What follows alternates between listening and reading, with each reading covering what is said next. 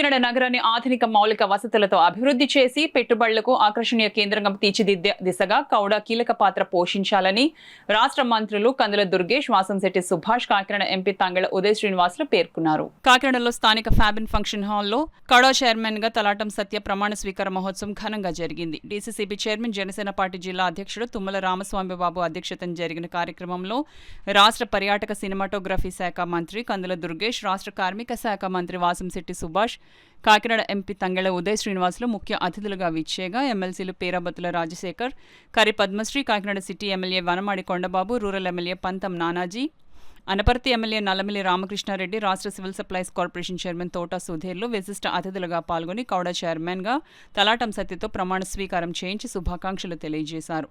ఈ సందర్భంగా వారు మాట్లాడుతూ రాష్ట్రంలో కూటమి ప్రభుత్వం అధికారంలోకి వచ్చిన తర్వాత అభివృద్ధి, పారదర్శక పాలన, ప్రజా కేంద్రీకృత నిర్ణయాలకు ప్రాధాన్యం పెరిగిందని తెలిపారు. ముఖ్యమంత్రి నారా చంద్రబాబు నాయుడు, ఉప ముఖ్యమంత్రి పవన్ కళ్యాణ్ నాయకత్వంలో రాష్ట్రంలో అభివృద్ధి పాలనకు కొత్త పునాది పడిందన్నారు.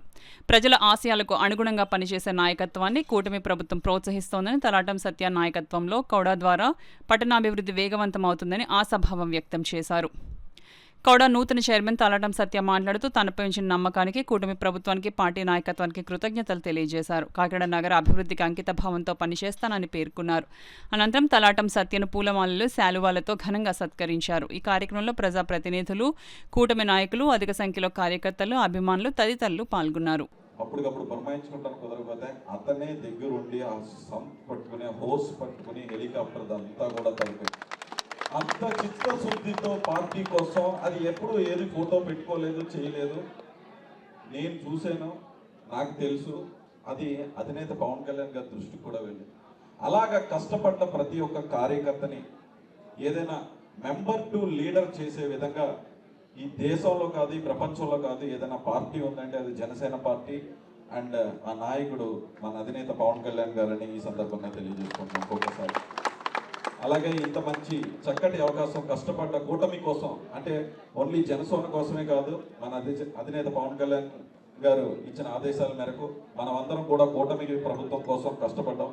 అలాగే మన నానాజీ గారికి ఎంత కష్టపడ్డారో కొండబాబు గారికి కూడా అంతే కష్టపడి కూటమి గెలుపులో కూడా భాగస్వామ్యం తీసుకుని, లోకేష్ గారి పాదయాత్ర దగ్గర నుంచి కూడా, ఇక్కడ నడిచినప్పుడు దగ్గర నుంచి కూడా, అలాగే కూటమి గెలుపుకి ఒక భాగస్వామ్యం తీసుకున్న సత్యాన్ని అభినందిస్తూ, ఇది గుర్తించి అధినేత పవన్ కళ్యాణ్ గారు ఆయనకి ఇంత చక్కటి అవకాశం ఇచ్చి కూడా అర్బన్ డెవలప్మెంట్ అథారిటీకి చైర్మన్గా చేయడం జరిగింది.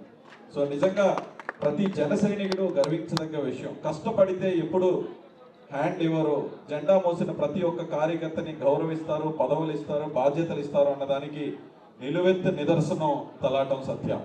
కూటమి ప్రభుత్వానికి మంచి పేరు తీసుకొచ్చేలాగా మనం పనిచేయాలని కూడా ఈ సందర్భంగా తెలియజేసుకుంటూ, అదేవిధంగా భవిష్యత్తులో ఈ కాకినాడ నగరానికి కూడా చైర్మన్ అంటే ఈక్వల్ టు మంత్రి పదవి కింద భావిస్తున్నాను కూడా ఈ సందర్భంగా తెలియజేస్తున్నాను. ఇది పెద్ద పదవి చెప్పాలంటే. అదేవిధంగా సత్యాన్ని నేను కూడా చూశాను దగ్గరగా. ఆ రోజు జనసేన పార్టీలో తిరుగుతున్నప్పుడు కూటమి ప్రభుత్వం ఒకటైనప్పుడు ఐకమత్యంగా పనిచేసే విధానం కావాలి. దాన్ని ఐకమత్యం చేసే వ్యక్తులు కూడా సరైన వ్యక్తులు ఉండాలి.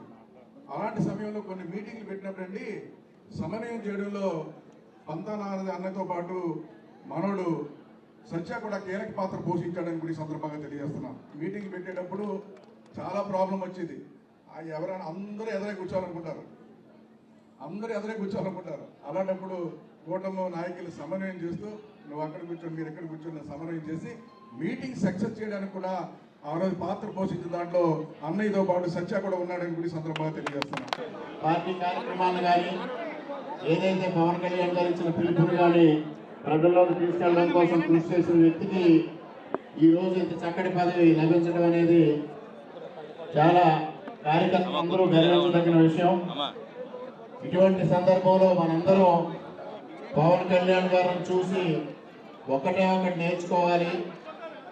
ఈ రాష్ట్రంలో జగన్మోహన్ రెడ్డి అనే రాక్షసుడు రాష్ట్రం నుంచి పోవాలి. ఆంధ్రప్రదేశ్ రాష్ట్రంలో జగన్మోహన్ రెడ్డి రహిత పరిపాలన రావాలని వారు భేషజాలకి పోకుండా కూటమి ఐక్యత కోసం కృషి చేసి కూటమిని ఏర్పాటు చేయడంలో క్రియాశీలక పాత్ర పోషించిన పవన్ కళ్యాణ్ గారు మనందరికీ ఆదర్శమని కూడా ఈ సందర్భంగా మీకు తెలియజేస్తా ఉన్నా. వారు ఎంత త్యాగం చేశారు అనేది మీ అందరికీ తెలుసు, మా అందరికీ తెలుసు.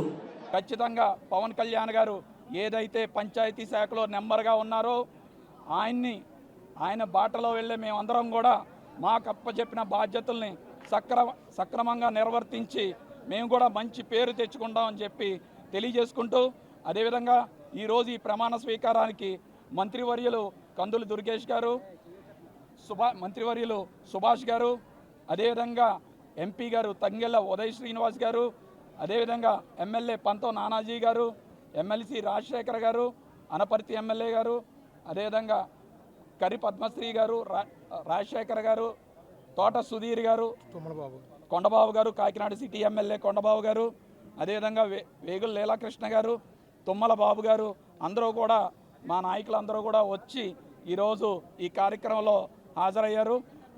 పెండం దొరబాబు గారు, అందరూ కూడా కూటమి నాయకులందరూ కూడా హాజరయ్యారు. మరొక్కసారి మీ అందరికీ తెలియజేసుకునేది ఏంటంటే, ఇది కేవలం బాధ్యత మాత్రమే. క్రమశిక్షణతో పార్టీలో పనిచేసిన ఏ కార్యకర్త అన్నా సరే ఒకరికి ముందవ్వచ్చు, ఒకరికి వెనకవ్వచ్చు. నేను కూడా ఆఖరి వరుసలో కూర్చున్న ఒకనాటి జనసేన పార్టీ కార్యకర్తనే. ఈరోజు ఈ వేదిక మీద కూడా చైర్మన్గా ఉన్నారంటే అది కేవలం పవన్ కళ్యాణ్ గారు వల్లే. జై పవన్ కళ్యాణ్, జై జనసేన, జై కూటమి. తలాటం సత్యాను నేను భారత రాజ్యాంగాన్ని విశ్వాసంగా మరియు శ్రద్ధతో పాటిస్తాను.